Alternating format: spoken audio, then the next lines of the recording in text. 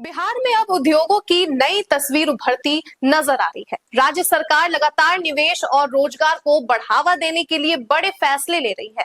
इसी कड़ी में मुख्यमंत्री सम्राट चौधरी ने एक बड़ा ऐलान किया है। आपको बता दें कि बिहार के कई जिलों में बड़ी औद्योगिक परियोजनाओं को मंजूरी मिली है। खास बात यह है कि सीमांचल जैसे क्षेत्रों में भी अब बड़े उद्योग पहुंचने लगे हैं, जिससे स्थानीय युवाओं को रोजगार की नई उम्मीद जगी है। नमस्कार, आप देख रहे हैं न्यूज हट। मैं हूं आपके साथ इसमें सराफ।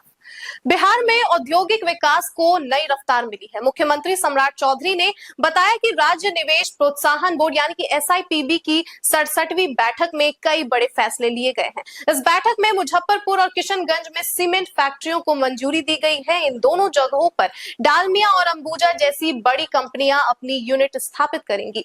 वहीं हाजीपुर में फूड प्रोसेसिंग को राष्ट्र केंद्र बनाने की दिशा में एक ऐतिहासिक कदम उठाया गया है। सरकार का कहना है कि इससे राज्य में उद्योगों का विस्तार होगा और रोजगार के नए अवसर पैदा होंगे। सरकार ने इस बैठक में कुल आपको बता दें कि 16 नई परियोजनाओं को स्टेज 1 क्लियरेंस दिया है। इसके साथ ही 4 बड़ी परियोजनाओं को वित्त मंजूरी भी मिल चुकी है। इससे बिहार में निवेश का माहौल और मजबूत होने की उम्मीद है। मुख्यमंत्री ने कहा कि यह कदम बिहार के औद्योगिक भविष्य के लिए बहुत महत्वपूर्ण है। इससे राज्य में विकास की गति तेज होगी। बता दें कि किशनगंज जैसे सीमांचल क्षेत्र में सीमेंट फैक्ट्री लगने से स्थानीय युवाओं को बड़ा फायदा होगा। सरकार का दावा है कि अब लोगों को रोजगार के लिए दूसरे राज्यों में पलायन करने की जरूरत नहीं पड़ेगी। उद्योग खुद उनके क्षेत्र में आ रहे हैं।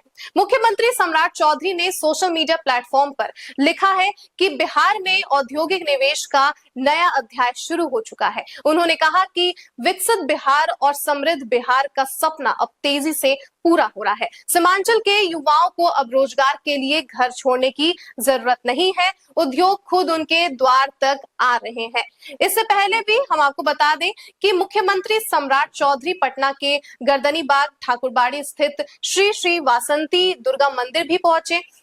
उन्होंने यहाँ पूजा अर्चना की और मां दुर्गा की आरती की। उन्होंने कहा कि उन्होंने राज्य की सुख शांति और विकास के लिए प्रार्थना की है। उन्होंने जय मां भवानी का नारा भी लगाया।